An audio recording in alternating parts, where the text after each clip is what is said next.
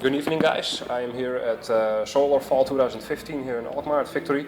I'm standing here with Dries from Saille. Hi, Dries. How are you doing? Hi. Thanks. Yeah. I'm very fine, thank you. Yeah. Did you have a good show? Yeah, it was very good show. We had a nice atmosphere, good crowd, good sound, everything you could wish for. So it's perfect as I like it. Yeah. So overall, to call it, it was a great gig. Yeah, it was as it should be. Okay. Yes. Sounds good. Just an informative questions for the watchers and listeners out there. Why is the band named like it is, and is there a certain meaning for it? Yes, definitely. It all started as a one-man project by myself, and I searched for a short name, an easy name to remember, and something which fitted the music somehow. So I searched for something with destruction, something related to ancient mythology, something like that, and I found like an old Irish language, which is called Ogham, and they had some letters in it, so 24 letters if I'm correct, and one of those letters is called Saille. That's the letter S. And it was written by carving with a knife or a stone into a tree or into a stone. So they were destroying something to create something. So this is the idea about the band. And Saille also means willow. So it has every letter in that alphabet has a tree connected to it. Okay. So that also explains your band logo for Saille. Yes. We had that description sent to the designer, and he made that logo with it. We're like trying to evolve it now because we don't think it really fits the music perfectly anymore. So we're thinking about how we can not change it, but let it evolve itself. So we're working on that at the moment. So. Okay, so you said that the logo does not fit the music anymore. So did you change of music genre then? Well, no. The first album I wrote all songs, and it was never intended to be a live band. So I just wanted to record my songs, and so I mean I chose the logo, I chose the layout, etc., etc. And then the other guys who were running a studio and doing the guitars on the album convinced me to play live. They said you can't just make one album with that music. So okay, we started doing live, and then it became more and more of a band of six instead of only me. You know, so the music became less keyboard based because I mean I wrote the songs, and as a keyboard player it's automatically that you write more keyboard based songs because we wrote them together now.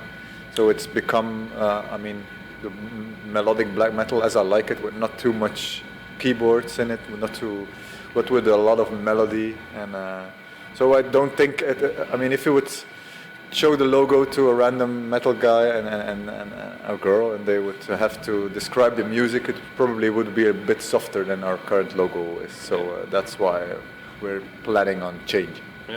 Probably like pagan or fox metal. Yeah, something like that. Yeah. We didn't actually do a test or something, but I mean it's our own gut feeling. Yeah. So. Okay. How did you come together as a band? Because you said you started the band Saille as a one-man project. How did you come together, all the band members? Well, I knew the guitar player Jonathan from my previous band, and I searched for a studio. And the other guitar player, Reinier, he had a studio at the moment. So we recorded at his studio, and then he joined the band. I knew a drummer from previous bands I work with, so it was easy. I mean, I just searched for the people who could perform on the album, and then they just joined the band for real. So it was a natural flow. Yeah. Was it a long time ago? I think we recorded the first album in 2009 or 2008, so yeah, that's some years ago, yes. We had some lineup changes in between, but I mean now it's quite stable and the best lineup yet. So we're fine now. Okay. Yeah. So Saille has a solid root for the tree, so to speak. Yes, definitely. Our roots are growing stronger and stronger. Yeah. Good. Yes. Sounds good. Where is the band stationed? Where do you practice? We actually don't practice, so because we're spread out too much over the country, and I mean it's very difficult with our schedules to practice. So we just send the songs to each other, and then we just practice at home ourselves. So there's a version of every song without that person, and then they just play along. So we practice once, twice, maybe before the next album is released, just to have like the details correct. But otherwise, we don't. No. Okay, pretty impressive. What band inspires you to make this music? Is there a certain band Yes, in definitely. particular? There was the bands I really loved. In the essence, I thought there was a lack of extreme melodic symphonic bands. I mean, I really liked Limbonic Art. They didn't. I mean, they don't exist. I mean, they. I think some years ago they started again, but then they got this band again. So, and I really like Tartaros, which is a one-man project from the United States, which really have the horror feeling in it. And then of course Emperor and all the extreme melodic bands. I think. Maybe a little bit Dimmu Borgir or Cradle of Filth? Yeah, the first albums I really was into, but like I said, I mean, I don't like it when it becomes overcrowded with keyboards. So Yeah. I think the guitar, I mean, it's a metal band, I think guitars should be the main ingredient. Yeah. You want to keep the raw edge on the songs, Yes, so to say. definitely. Yeah, that's where it went wrong for me with Cradle of Filth. Well, not that much with Cradle of Filth, but especially with Dimmu Borgir, they went over the top. They are very symphonic and very orchestral compared to Saille. Yes, it was a bit. I mean, they went over the top with that, but with their clothes and etc. So I mean, no, there weren't really an inspiration for me. I always wanted to create the music I like. So yeah, that's. You write what you like. Yeah. Yeah. Okay. Now we come to the point. How do you compose your music? Is there a certain way of writing your lyrics, keyboard part, guitar part? We try to do it like. Well, the first album I did everything, but I mean that created some difficulties for the guitar players because some parts weren't really fit for guitars or weren't easy to play. You know, because they were. I mean, I have no idea about what's practical or not to be a guitar player. And then the next albums we consulted each other more, and they gave some riffs, and I put them together. And the last album we actually made. Jonathan made 3 songs, Rainier made 3 songs, and I made 2. And the 2 I made were created at the music school in my town. I just went to sit behind a piano. Got a room for myself. And, So you're a musician teacher, a piano teacher or something? No, definitely not. No, I did like everything I could study from music, but I'm not. I'm an IT guy, so I'm not a music teacher. Yeah. More into computers. Yes, definitely. Okay. What were your expectations for this festival? Did you have certain expectations? What do you think about Solarfall overall? I think it's a great initiative.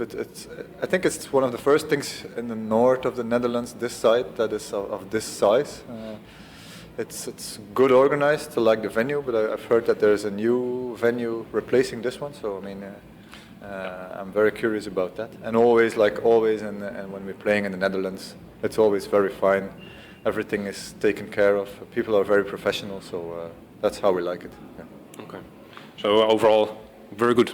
Yes, definitely. I would encourage everyone to go to the next edition. Yeah. That was also my question. Do you think there will be a next edition? I think based on the turnout from here tonight, I think there definitely will be a next edition.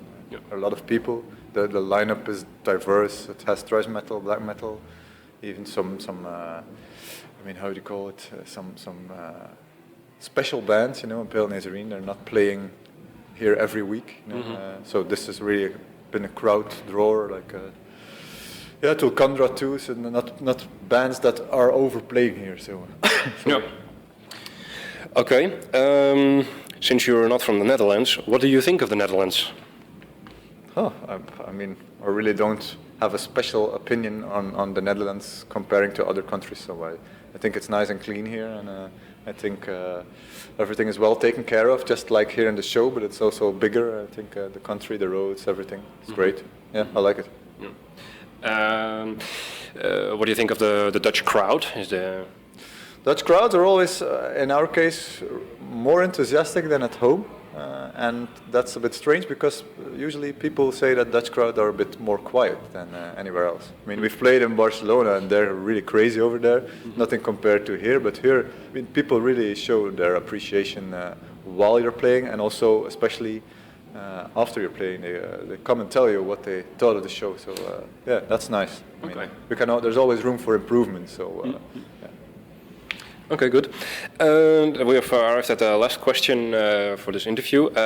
What do you want to say to the metalheads out there? Is there a certain thing you want to tell the people? I would like to tell the people that we're playing at the Mass Destruction Festival, and I can give you like a little exclusive thing that we're probably going to tour if everything is turning out fine.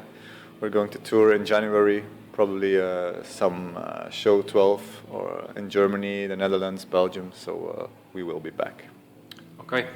Thank you very much, Dries. Thank you.